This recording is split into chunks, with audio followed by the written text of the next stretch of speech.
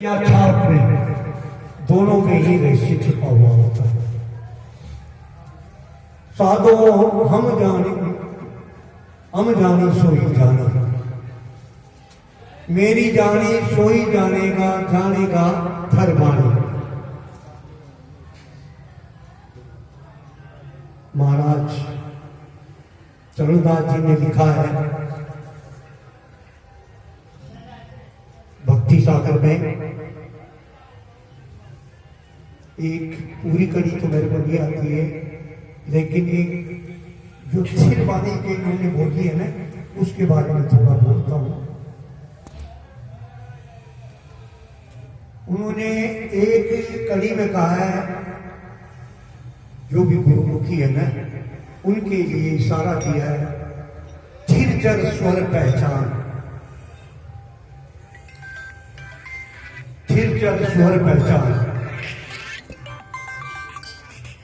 उन्होंने कहा है, महाराज चरणदास जी ने, उदय हस्त तिनकी लखे, निर्गम सिरगम विद, पावे तत्व वरण को जब हो वो सिद्ध। तो ये केवल सैन की बात है। अगर सैन समझ में आ गई तो राई है, नहीं तो पहाड़ के पहाड़ है। इसलिए जिनको थिर जर स्वर का ज्ञान है, वो इस सैन को समझ सकता है। जानेगा थिर वाला, साधो हम जाने सो जाने। पहली कड़ी में कह रहे हैं, देखो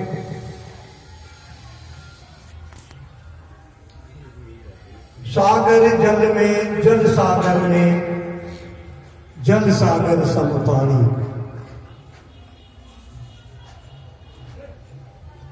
पानी नहर, नहर में पानी, उल्टी आप समानी, साधो हम जानी सोई जानी। ये एक जिस तरह से सागर में लहर आती है, हर बार तो आती नहीं, कभी कभी,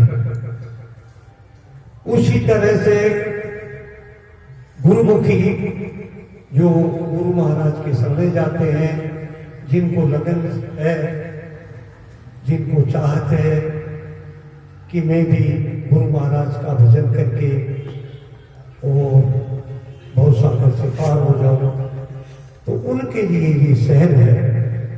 सार इतनी है, ये अटपटी भाषा है, साधारण आदमी की समझ में नहीं आ सकती। उल्टा आप समानी। अब ये एक सहन है, इसमें साधारण भाषा साधारण आदमी तो समझ नहीं सकता है।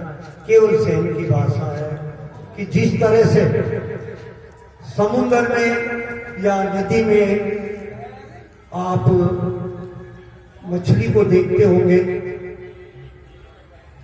तो कई संतों ने कहा है, पानी में मीन पियासी, मोए सो सो आगे आसी। लेकिन वो पानी में रहते हुए भी प्यासी है।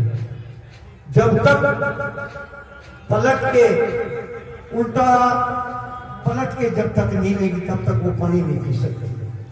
इसी तरह से ये भी एक सहन है, जो ये संतों ने जो सहन की है, ये भी एक तरह की सहन है, अटपटी भाषा है।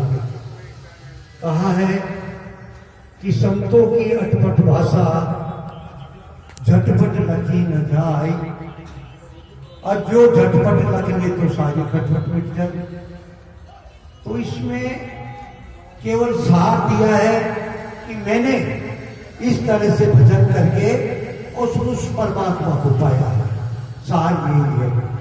आगे ये सब अटपट भाषा है, आप अपने जो गुरुमुखी जो गुरु महाराज के लगे पड़े उनके स्वयं में समझ में आ जाए, लेकिन साधारण आत्मा की जो ये भाषा है, ये समझ से दूर है। कि केवल इतनी ही सार है कि ये भजन की नीति बताई है उसमें महाराज ने। सरल और शॉर्टकट में, एक तो पहुंचे